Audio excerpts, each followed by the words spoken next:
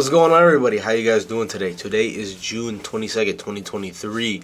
Welcome to the first edition of Sal Sports News.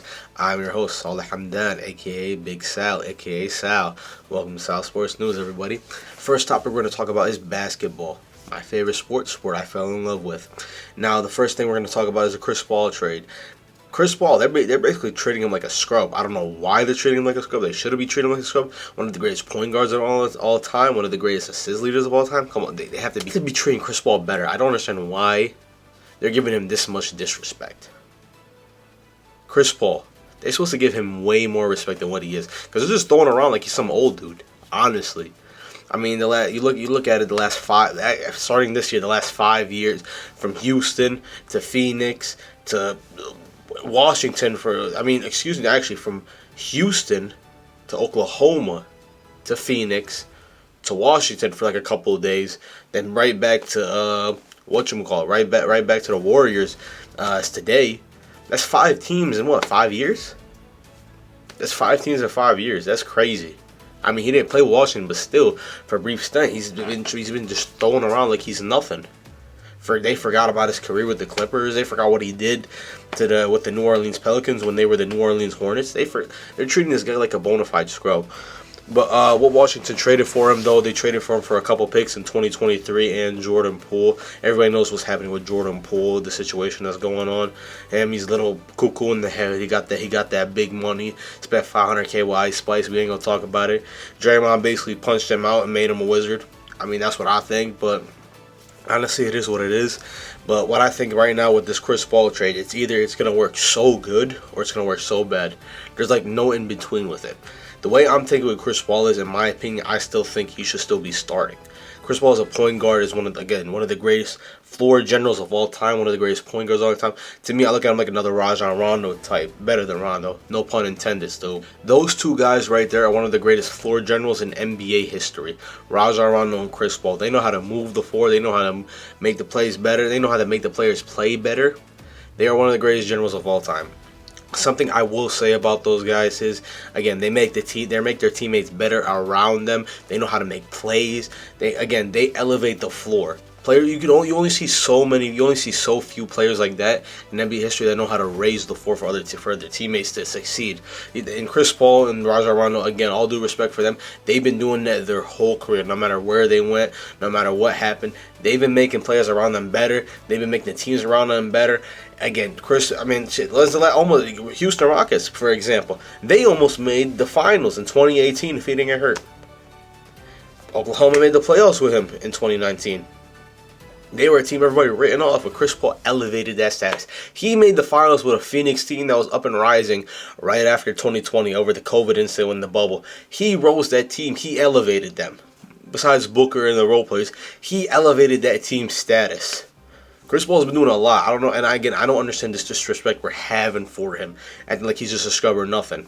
Now, getting back to him in Golden State, what I can say for him in Golden State right now is, again, it's either going to work out or it's not going to work at all. There's like no in between. That's what I think. It's either going to work out or it's not going to work at all. I cannot see him and Curry starting together. It's something I personally cannot see. Although I wish they could, but the reason I'm saying they cannot work together is, again, you have two ball-dominant players. The reason I say two ball-dominant, two floor generals, two floor facilitators. Curry, as if they're gonna, because Curry, again, besides his incredible shooting ability, and he's a good playmaker. He knows how to set his teammates up. Klay Thompson, Draymond Green, Jordan Poole when he was there. Again, he knows how to set his team up for success. That's the kind of point guard you'd love on your team. Again, now you insert Chris Paul into the mix. Now you're telling me you have to move Chris Paul at point guard or keep Steph Curry at point guard. One of those two guys have to play shooting guard. You can't do that. You can't do that, not in this situation. So what I can say about Chris Paul is you have to keep him off the bench. You have to put him on the bench. There's nothing else I can really say about him. You have to put him on the bench. That's something he's gonna have to adapt to that role and start being a floor raiser for him. It's something like Kyle Lowry with Miami Heat. That's my favorite team. I love Miami, and that's something I love about Kyle Lowry coming off the bench. As much as I wish he could start a majority of the times, he's a floor raiser. In that aspect towards the end of his career, where he takes that backseat role and lets the young players succeed and set them up for greatness. with his knowledge as an NBA champion, as one of the greatest Raptors of all time, as one of the greatest point guards in Raptors history all the time. That's why I say greatest point guard of all time. But let me twist up my tongue. But again, that's what Chris Paul is going to have to do coming off that bench now. Now he's going to have to facilitate. He's going to give you points off the bench. He's going to give him general ability. At the same time, he's a genius. Chris Paul has one of the greatest minds in NBA history. I can compare, again, him, Rajon Rondo, LeBron, one of the greatest minds in NBA history. They know how to move that floor.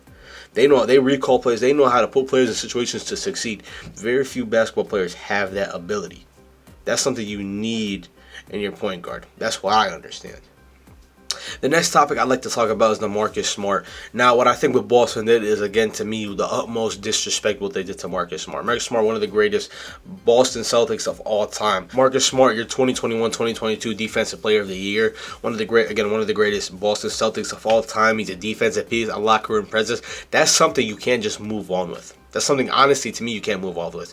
And if you don't know the trade that happened, it was between the Memphis Grizzlies, the Washington Wizards, and the Boston Celtics, which Boston sent Marcus Smart to Memphis for Tyus Jones. Tyus Jones went to the Washington Wizards, and Boston picked up Kristaps Porzingis. What I understand, again, no disrespect to Kristaps Porzingis, by all means. He averaged over 21 points. He had a couple blocks, averaged over 10 rebounds, which something that's going to help the Celtics as well because they need more points coming from a big. But I believe you still had those bigs. And again, Al Horford, you have his defensive piece, even though he slacked during the Miami series a lot with his shot. But again, you still have Robert, but he still gives that defensive piece and that energy. You still have Robert Williams off the bench, who, what people don't realize is he was stopping Jimmy Butler the whole time. Jimmy Butler was not scoring on Robert Williams. He was giving you points. That high pick and roll between Jason Tatum and Robert Williams was unstoppable. But Mazzulla, he was, again, as a young coach coming in, he has to understand, he has to make his rotations, which he was not doing the whole playoffs in general. Again, forget about the timeouts. He took terrible timeouts. He'd even take timeouts half the time. We're just gonna push that aside. I'm talking about when it comes to playoff situations, like, hey, you need to make those adjustments. That's something he didn't use. That is something he didn't use his players for. And now you got Robert Williams staying off the bench. Yes, I guess you could say it's because he's injury prone, but again, that's something that's not going to help their situation, which I believe is not going to help their situation. But again, at the end of the day, that's what they believe. Now, what I think Marcus Smart will do for Memphis, though, he's gonna give him more of a mentorship role, another leadership role. He's gonna, again, what's going on with Ja right now with the past 6 months that's been happening, even the past year, as well, all the problems that's been going on with him. You got somebody that is going to put him on the right path. Somebody's going to make him succeed as a better player, mature, and again, help him be a mentor, a leader to that in that Memphis culture, which is something they desperately, direly need. What I've been saying, they don't need all this negativity. At the end of the day, I do feel like Memphis benefited more out of this trade more than Boston itself, because again, I do feel like Boston still has their bigs, and they still could have used Robert Williams better. To me, I feel like this, in my personal opinion, I feel like this trade was, again, I won't really say worthless. I mean, don't get me wrong. Again, now you have your extra points. Now you got a floor. He can stretch the floor. He can stretch the floor. I can say that he can stretch the floor. And now you got someone who can make down shots like that as a stretch big. Don't get me wrong. But still, I feel like they could benefit more with Robert Williams. They put him in the starting lineup and start using him way more, especially in playoff moments. That's something Joe Mazzulla did. But again, I should be understanding, again, if he was injury prone, yes, I would understand that. But again, you see what I'm saying? But right now, as you're watching this, I'm watching the draft right now, and a lot of these teams should be better. A lot of these teams should be making good trades. So I guess we'll see. Now on to football. Oh yeah, baby. Big number 52. You know the deal. So far, as right now, as of June 22nd, DeAndre Hopkins has not made his decision of what team he's going to be. So far, he's visited Tennessee. He's visited New England. What I think, and again, New England seems like to be warming up to him. He thinks that's his new hot spot or whatever. If I'm DeAndre Hopkins, the best thing I believe is I should go take my talents and go to Cleveland Browns. That's the one thing I think I think about him. Take your talents, go to the Cleveland Browns. Yes, I said the Cleveland Browns. Now you think I'm going crazy like Sal. Why the Cleveland Browns? Why that poverty franchise? Why that clown of a city? Again, I agree with you. They're clowns. Another Cleveland Clowns. But again, we're not going to be this on them. But what I will be honest with you right now is what I see about Deshaun Watson the last 7 games he did come back for Cleveland is he needs DeAndre Hopkins back. That's something I think the Cleveland Browns can benefit from, and he needs to get his confidence back. That's what I'm trying to say. He needs to be able to build his confidence back. That's the biggest reason they need to get DeAndre Hopkins, to build his confidence. To build it. That's the reason I think they need to get DeAndre Hopkins, is to build his confidence back, get him and playing, getting him to be the player he was supposed to be when they drafted him, right, coming back. But again, we know the situation that happened and everything, but this is something that's going to help him build his confidence, become another better player, and elevate his status again, let him get back to the game he loves. For a person to come back playing at that high level, again, they need to fall in love with the game all over again. They need to not think that it's just a paycheck to paycheck. No, this is a game I love. This is a game I'm going to succeed. I have a dream to win a Super Bowl. I'm going to do it here. Because this team has trusted me. They gave me a max deal when nobody else would. They guaranteed me the whole damn contract nobody else would. Now this is win time. That's all I think. It's win time. And again, if I'm DeAndre Hopkins, I'm taking that vet minimum. I'm taking what I can. If I want to get paid after this year. But I said I'm gonna go ahead and try to win a ring with me and my boy and get paid afterwards. That's what I'd say.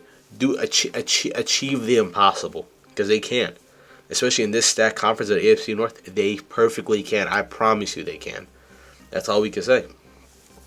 Another person we're going to talk about is Dalvin Cook with the Minnesota Vikings. How we got that. And then a team I think Dalvin Cook should go to right now is the Minnesota team. And then a team I think Dalvin Cook should go to right now is the Miami Dolphins. They say no, but I believe that's a team he needs to. They should really stack that team defensively. I feel he was what Kansas City was beforehand.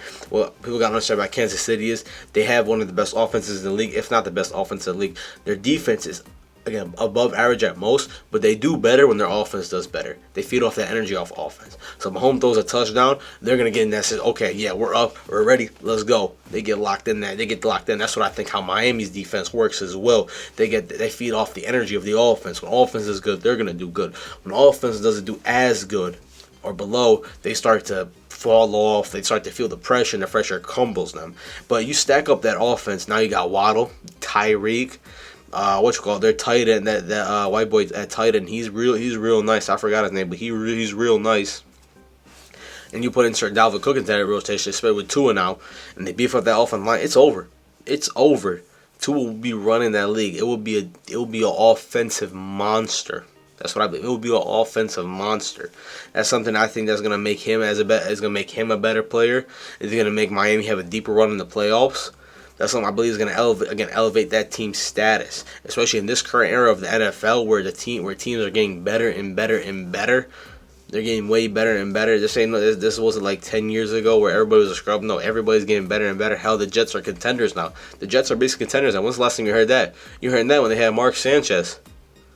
But everybody forgot about him during that butt fumble. We ain't gonna talk about that. Again, it is win time. It is win now for the NBA. I mean, it is win now for these teams in the NFL. It is win now. For the Cleveland Browns, it is win now. They need this. But at the moment, we're gonna end this show right now. I'm your host, Big Sal, aka Salah Hamdan, aka Sal's. This is Sal Sports News. Follow me on Instagram at XOSALEH_. Follow me on Twitch and the same thing. And you already know the deal. Like, subscribe, post notifications, send this voice to your head. Hey, we're gonna make it one day, bro. I'll see y'all later.